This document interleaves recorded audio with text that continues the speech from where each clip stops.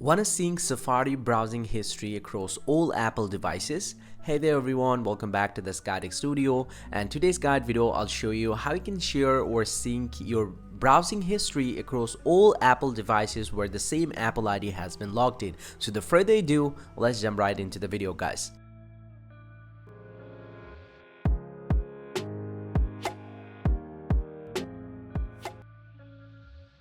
Well, so syncing your iPhone browsing history is pretty quick and easy. Simply go ahead and open up the settings from your device and then go ahead and tap on the Apple ID or the name banner at the very top right here. Now once you're here inside your Apple account, you just need to scroll down, tap on iCloud. And from here, scroll down and tap on See All, and from the list you just need to find out the Safari browser. And once you get the Safari, you just need to toggle this option on, and from now your Safari browsing history will be synced with all other Apple devices where the same Apple ID has been logged in. Hope you find this pretty helpful, guys. If you do, please drop a like and subscribe to this channel. See you guys around, and thank you very much for watching.